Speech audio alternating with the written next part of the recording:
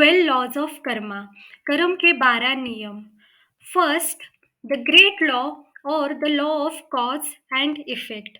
तो इसे great law क्यों कहते हैं? तो जब भी कभी भी आप कर्म की बात करते हो तो यूजुअली हम इस लॉ को ही रेफर करते हैं। मतलब दिस ग्रेट लॉ और the law of cause and effect, ये ही एक्चुअली कर्म का असली मीनिंग है।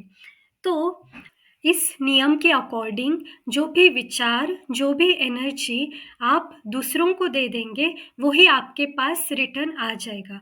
अगर आपने अच्छी गुड थॉट्स, गुड एनर्जी सबको दे दी, तो आपके पास भी गुड एनर्जी ही रिटर्न बैक आएगी।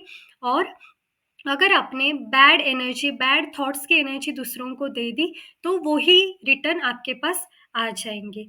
तो सिंपली, अगर आपको लव चाहिए ज़िंदगी में या फिर रिस्पेक्ट चाहिए, तो be loving to yourself, be loving to others, give respect to others.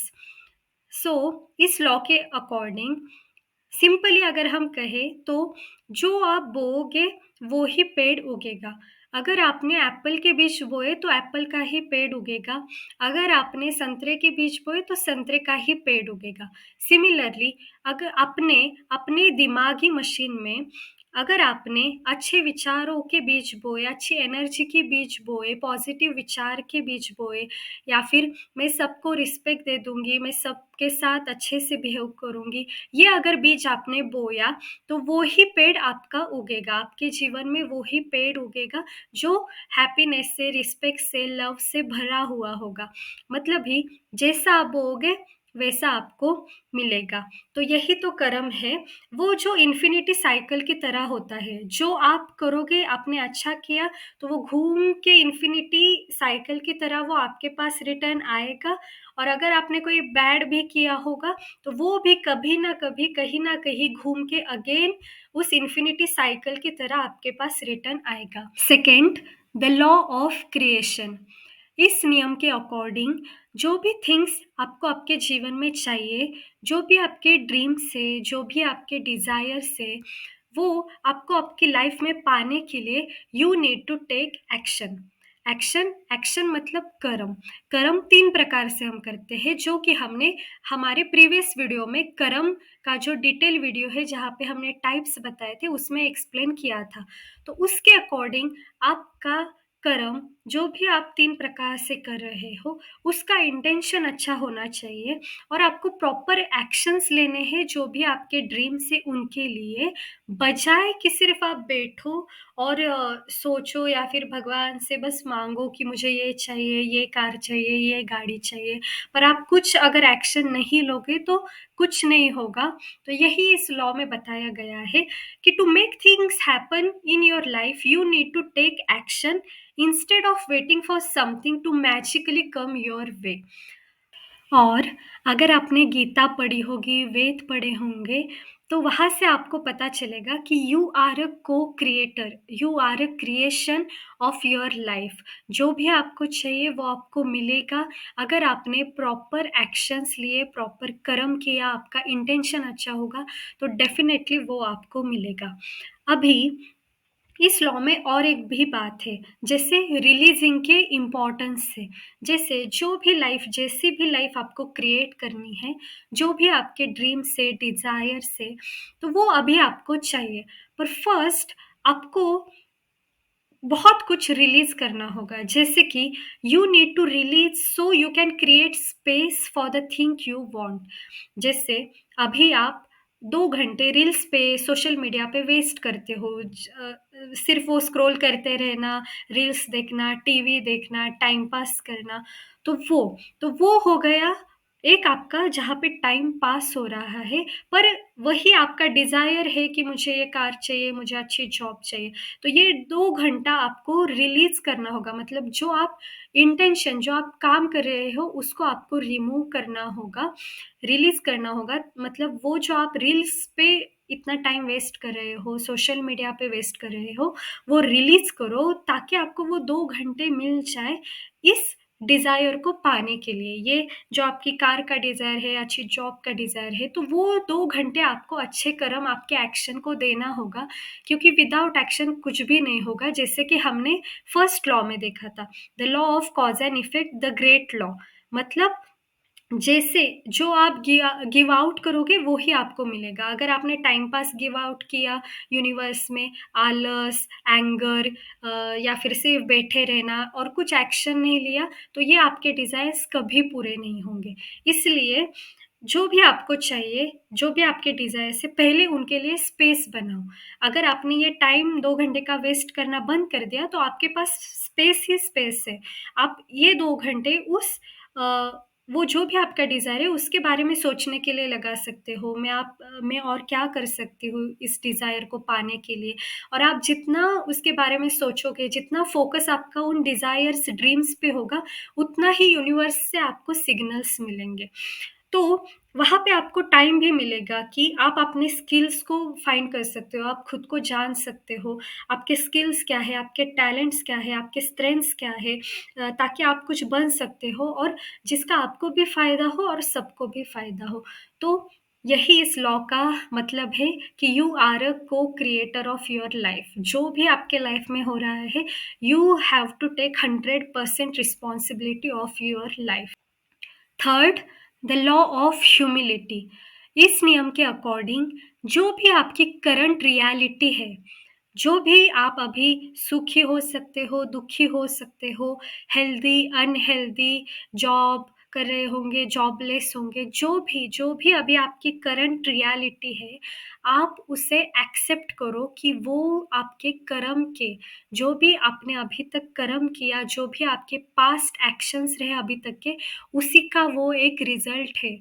उसी की वजह से आज अभी आप खुश हो या दुखी हो या हेल्दी हो, अनहेल्दी हो, तो ये थिंग हमें एक्सेप्ट करनी चाहिए। फॉर एग्ज़ाम्पल, अगर आप हमेशा ब्लेम कर रहे हो दूसरों को कि आपकी वजह से मैं गुस्सा हो रही हूँ, आपकी वजह से मेरी ये हालत है, अभी मैं अनहेल्दी हूँ, बीमार हूँ तो आपकी वजह से हूँ।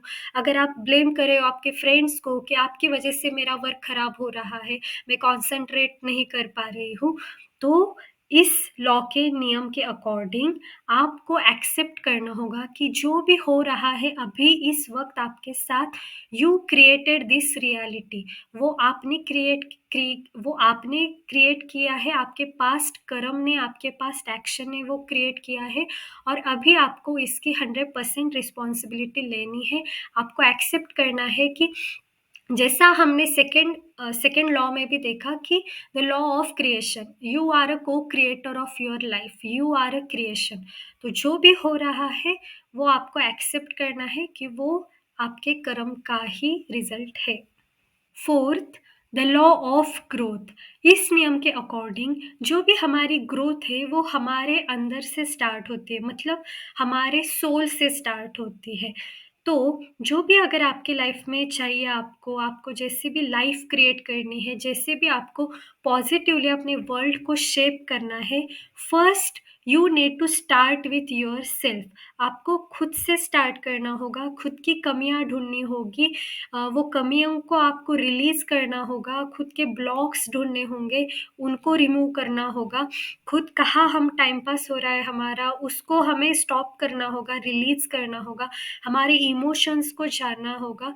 पहले आपको खुद को जानना होगा, आपको गीता के अकॉर्डिंग भी आपको पहले आपका आत्मज्ञान होना चाहिए।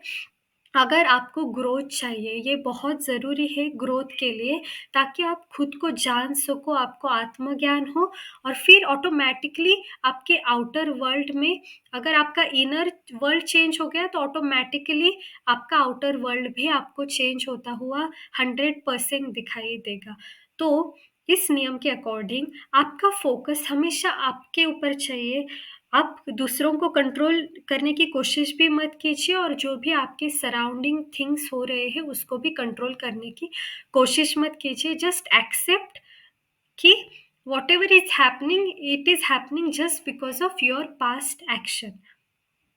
और ग्रोथ के लिए आपको खुद को जानना होगा, खुद का आपको आत्मज्ञान होना चाहिए। मतलब आपके स्किल्स क्या है, टैलेंट्स क्या है, आपको क्या ऐसी स्किल है जो गॉड ने आपको गिफ्ट की है, जो आपका स्वधर्म है, जिसमें आप नेचुरली गुड हो, वो आपको जानना होगा और उसके ऊपर आपको कर्म करना होगा, मतलब एक्शन लेना होगा, फिर आपकी ग्रोथ निश्चित है। Fifth, the law of responsibility. इस लॉ के अकॉर्डिंग, जैसा हमने पहले भी डिस्कस किया, कि जो भी हो रहा है आपकी लाइफ में अभी, you are responsible for that. आपकी वो जिम्मेदारी है, आपको किसी को भी ब्लेम नहीं करना है कि इसकी वजह से ये हुआ, इसने ऐसा किया, ये हुआ, वो नहीं। जो भी है, जो भी इसका रूट है इन सारे प्रॉब्लम्स का, वो आप है, क्योंकि ये प्रॉब्लम आपके पास्ट एक्शन, आपके पास्ट कर्म ने ही क्रिएट की है। वो इस लाइफ की हो सकती है, पास्ट एक्शन कोई भी हो सकते हैं, इस लाइफ के हो सकते हैं, प्रीवियस लाइफ के हो सकते हैं, न जाने कितने सालों के लाइफ से हो सकते हैं। तो just accept, take responsibility. Six, the law of connection. इस नियम के अनुसार जो भी आपका पास्ट है, प्रेजेंट है और फ्यूचर है, ये तीनों इंटरकनेक्टेड है। इन तीनों का और सबका ही, एवरीथिंग इज कनेक्टेड, सबका ही एक कनेक्शन है। वो कैसे? तो अभी आप प्रेजेंट में जो भी सिचुएशन फेस कर रहे हो, आपके जीवन में चैलेंजेस है, प्रॉब्लम्स है, हेल्थ इश्यूज है, सुखी हो, दुखी हो, जो भी है, वो आज का जो रिजल्ट है वो आपके पास्ट के एक्शंस की वजह से है, पास्ट के कर्म के वजह से है। और जो भी आपका फ्यूचर रहेगा, वो अभी आप क्या कर रहे हो उसके ऊपर कनेक्टेड है।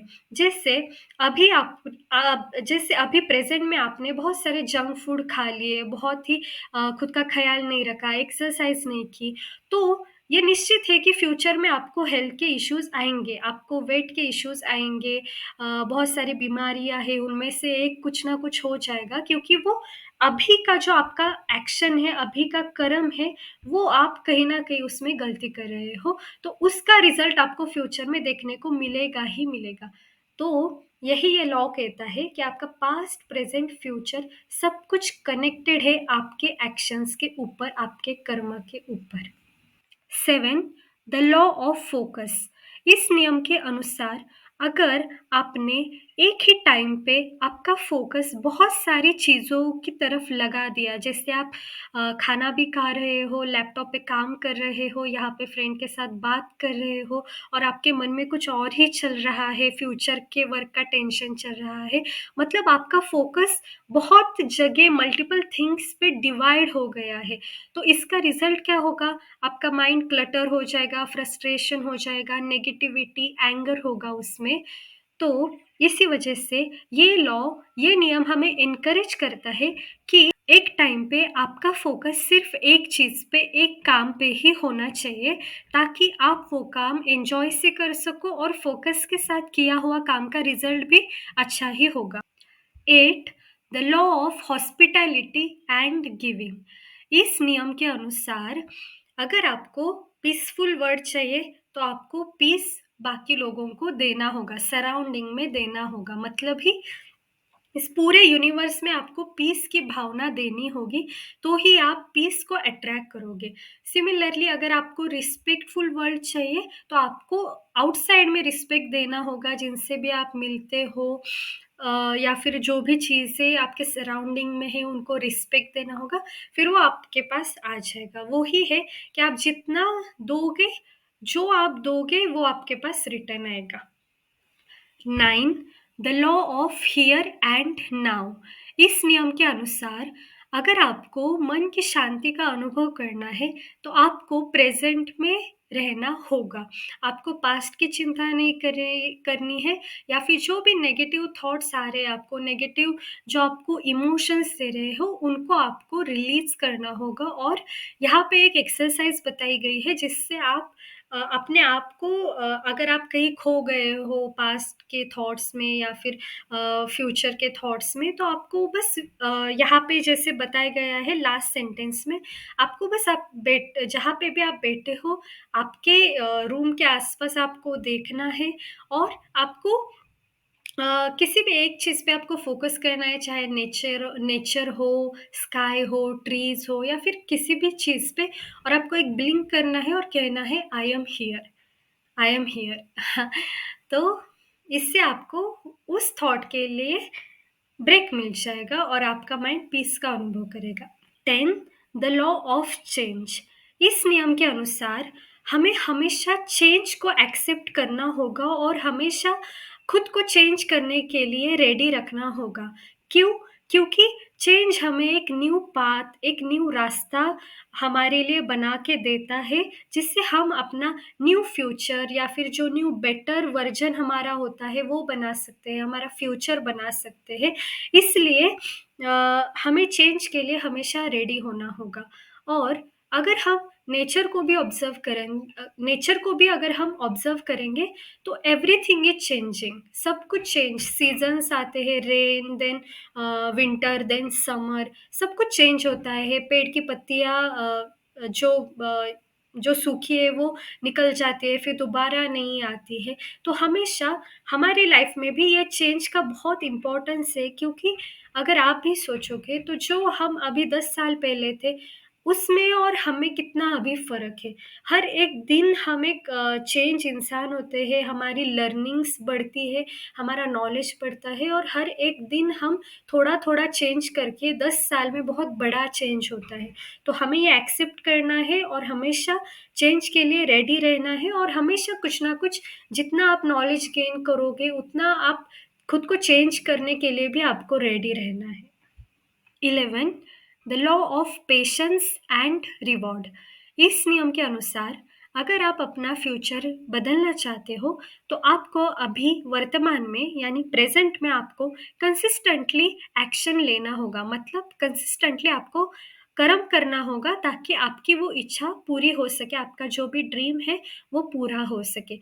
कंसिस्टेंट एक्शन अगर आपने नहीं ली तो कुछ भी आपको रिजल्ट अच्छा नहीं मिलेगा।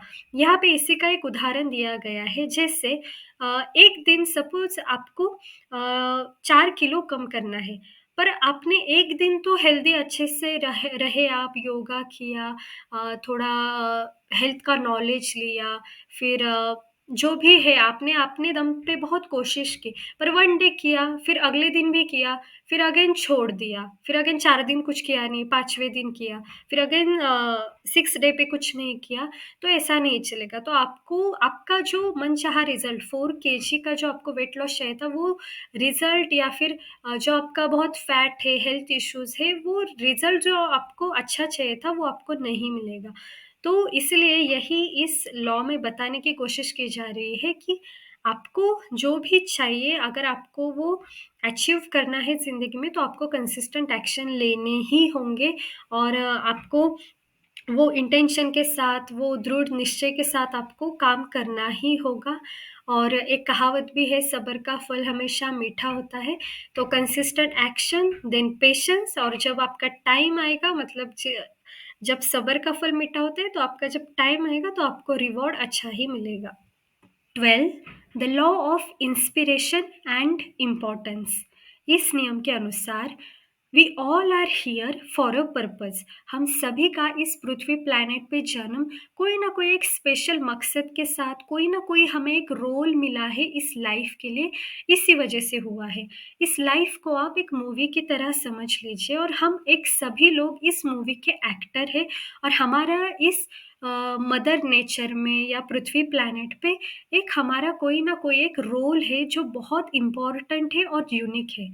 जैसे हम सभी के फिंगरप्रिंट अलग-अलग होते हैं, सिमिलरली हमारा जन्म, मतलब भगवान ने हमें जन्म ही एक स्पेसिफिक गिफ्ट के साथ दिया है, एक स्पेसिफिक मिशन के साथ, स्पेसिफिक की स्किल के साथ, स्पेसिफिक पर्पज़ के साथ दिया है।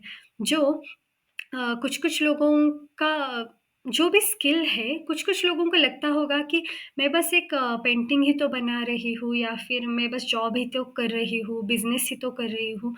पर ये शायद आपको छोटा लग रहा होगा, पर हम सबकी एक यूनिकनेस है और यही हमें एक इस रोल को निभाने के लिए हम ही इस रोल को निभा सकते हैं उस यूनिकनेस के साथ।